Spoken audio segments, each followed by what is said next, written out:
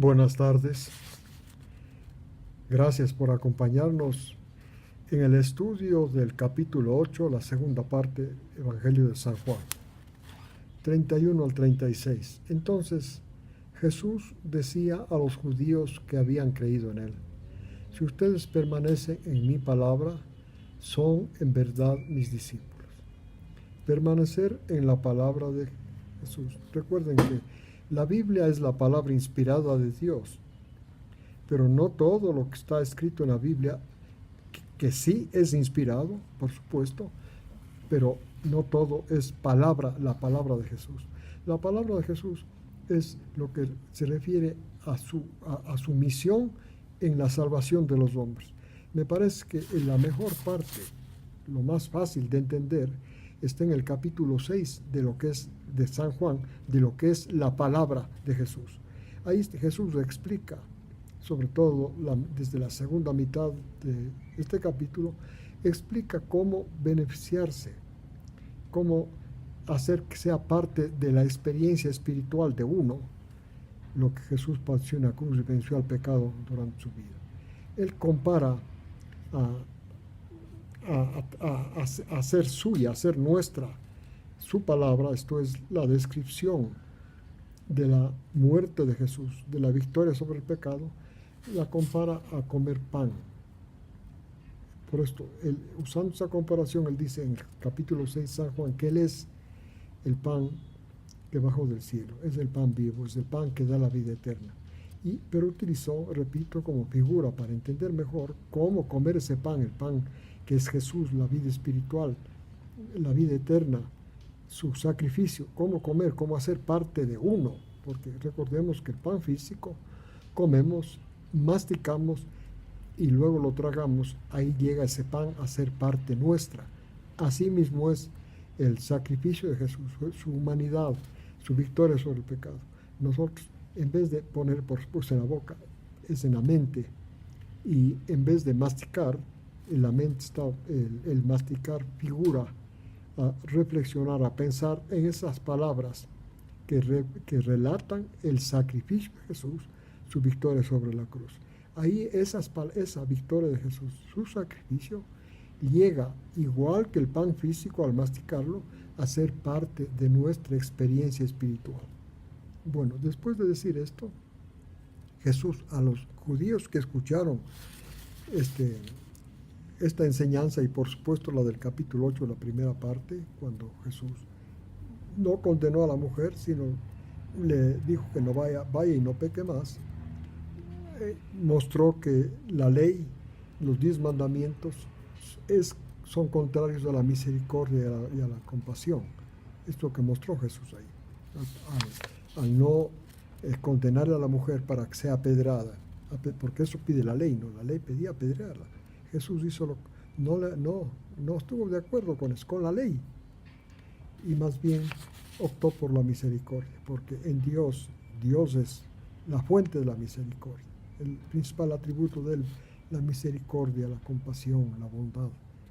Esto es lo que Jesús mostró. Bueno, a estas personas que habían creído en esas palabras de Jesús, en esa explicación, en lo que él hizo, dice: ustedes permanecen en mi palabra, son en verdad mis discípulos. 32.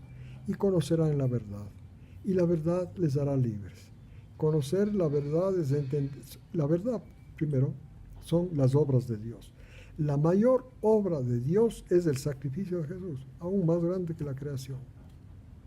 Y entonces esa es la verdad. Conocerán los actos de Dios, especialmente entenderán el sacrificio de Jesús. 33. Le contestaron: nosotros somos descendientes de Abraham, los judíos, ¿no? Y nunca hemos sido esclavos. ¿Cómo dices que llegarán a ser libres? 34. Les contestó a ellos Jesús: en verdad les digo a ustedes, que todo el que hace pecado es esclavo del pecado. Y el esclavo no se queda en la casa para siempre. El Hijo se queda en la casa para siempre. Y además, si el Hijo les libera, serán realmente libres. Bueno, los judíos creían, en primer lugar, que no eran esclavos, que eran libres, porque ellos estaban pensando que obedecían la ley de Dios al obedecer la ley producto del ingenio de los fariseos. Entonces, por eso ellos no creían que pecaban, y por esto las palabras de Jesús les chocaron mucho, porque Jesús dijo: todo el que hace pecado es esclavo de pecado, y el esclavo no se queda en la casa del amo mucho tiempo. Esto refiere pues a que Jesús está anticipando en esta forma la destrucción de Jerusalén y la destrucción de la nación judía. Pero ellos en realidad, como estaban convencidos de que la ley de Dios era la ley de los que habían ingeniado los fariseos, muy parecido a lo que es ahora. También ahora se cree que las enseñanzas de las iglesias son la ley de Dios.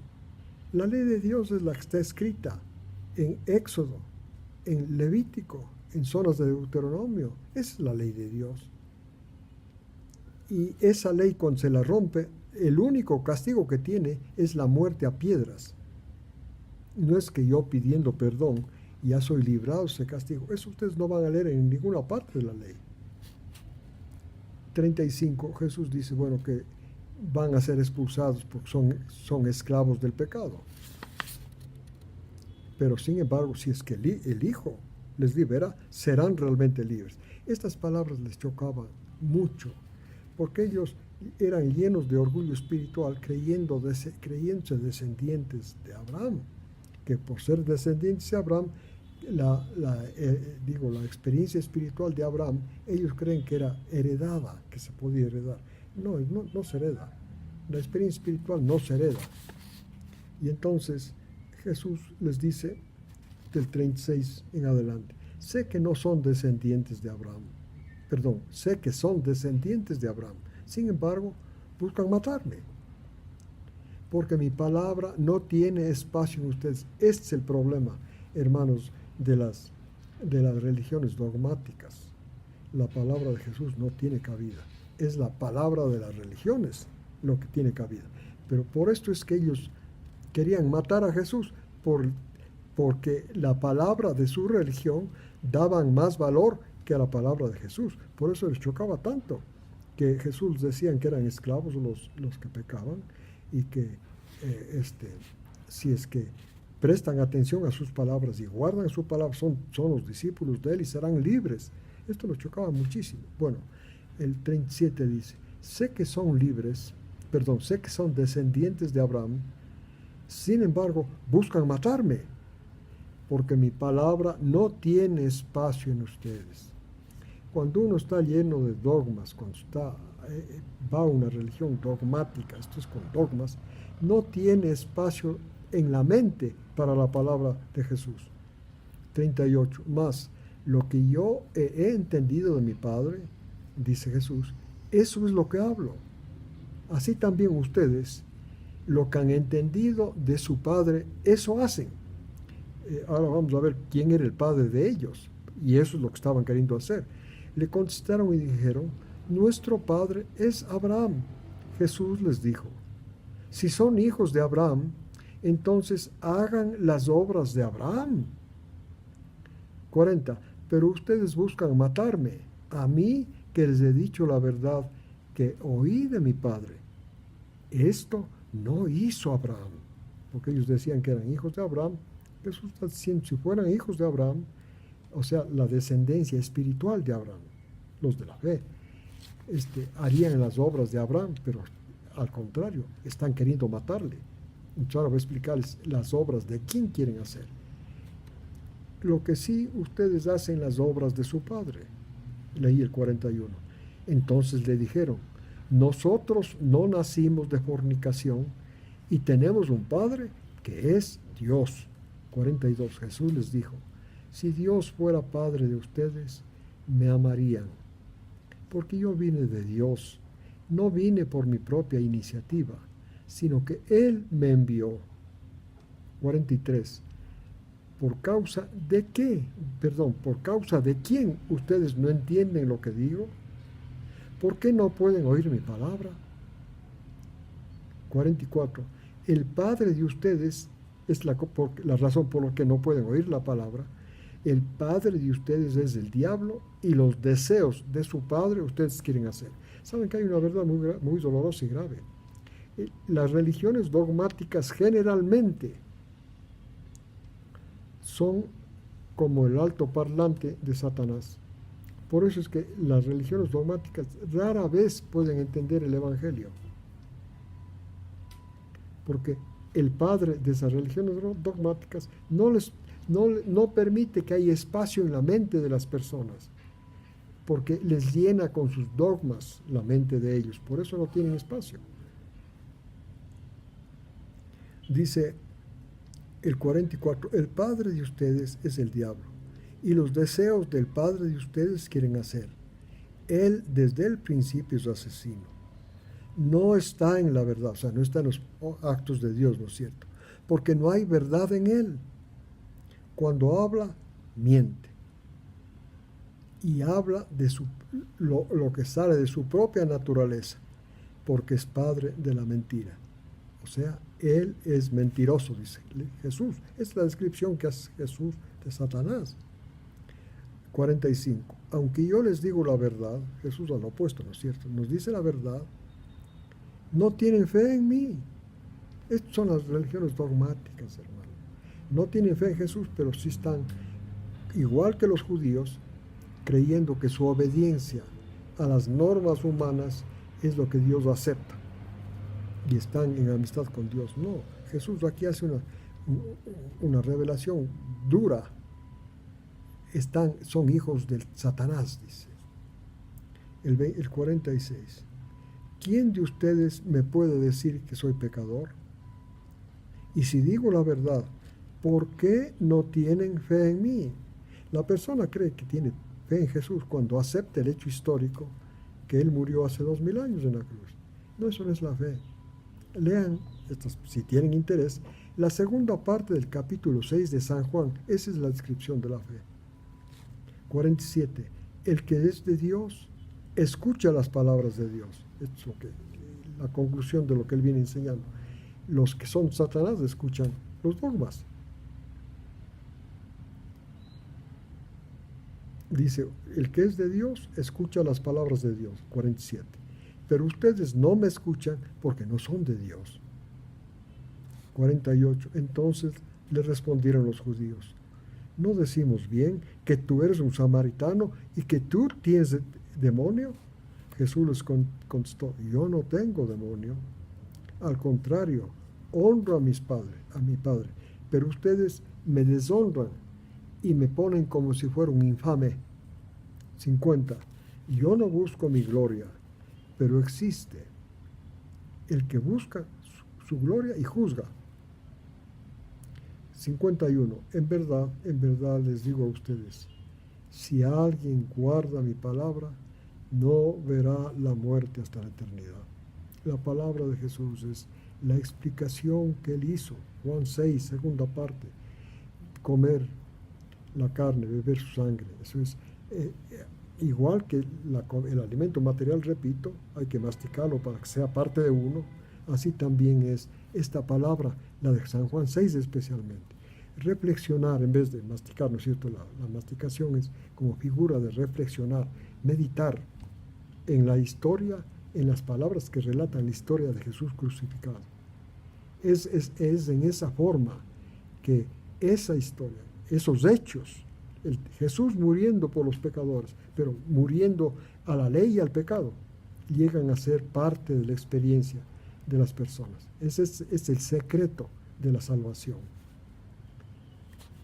El 52. Entonces le dijeron los judíos, ahora sí confirmamos que tú tienes un demonio, porque Abraham murió, también los profetas, y tú dices, si alguien guarda mi palabra, no llegará a ver la muerte, su muerte no será eterna. 53. Los judíos le dijeron, tú no eres más importante que nuestro padre Abraham, el cual murió. También murieron los profetas. ¿Qué te has hecho a ti mismo? 54. Le respondió Jesús, si yo me glorifico a mí mismo, mi gloria no es nada. Pero mi Padre es el que me glorifica, el que ustedes dicen que es su Dios. 55. Sin embargo, ustedes no le han conocido a él. Pero yo, si digo que no le he conocido, sería un mentiroso como ustedes. Al contrario, lo conozco y guardo su palabra. Por eso llegó a morir en la cruz, ¿no? La palabra del Padre para Jesús era que llegue, que haga su misión en la tierra y llegue a morir en la cruz para poder terminar con el pecado, acabar definitivamente con el pecado y dar opción, abrir la puerta a la resurrección y a la recepción del Espíritu Santo. Entonces, el 56, Abraham, el padre de ustedes, es el 56, se gozó esperando ver mi día, lo vio y se alegró. Entonces le dijeron, todavía no tienes 50 años y dices que has visto a Abraham. 58, Jesús les dijo, en verdad les digo a ustedes, antes que Abraham naciese, yo soy, el gran yo soy, ¿no? 59, entonces agarraron piedras para apedrearle, pero Jesús se ocultó y salió del templo. Es interesante lo de Abraham, ¿no es cierto? Quisiera meditar un poquito antes de terminar. Abraham, en el capítulo 15 de Génesis, se relata que Dios le habló a Abraham y le dijo que le iba a dar un heredero de su propia carne y una herencia de la tierra, la que ocupan los judíos. Y entonces Dios así se acercó a Abraham, prometiéndole dos cosas mundanas, terrenas, ¿no es cierto? La mujer de Abraham no podía tener hijos, entonces la promesa de Dios, ya eran viejos, la promesa de Dios es valiosa para ellos, porque le estaba prometiendo que a una edad más de 70 años, iban a tener un hijo. Entonces esto le atrajo a Abraham, por supuesto. Y la otra, que le iba a dar, hacer heredero de mucha tierra. Entonces eran dos cosas de este mundo. Pero Abraham le prestó atención a Dios. Y por supuesto Dios le ayudó, recuerdan, le sacó afuera para que vea el cielo estrellado y él contempló el poder del que le estaba hablando, de Dios del que le estaba hablando, para cumplir esa promesa. Y Abraham creyó esa promesa y ahí fue declarado, considerado por Dios justo. Esto es, sin pecado y en relación con él, considerado, estimado, pero realmente él todavía tenía por supuesto, la herencia de Adán. Entonces, pero sin embargo, la fe en Dios cubre la maldad natural heredada, la maldad natural humana.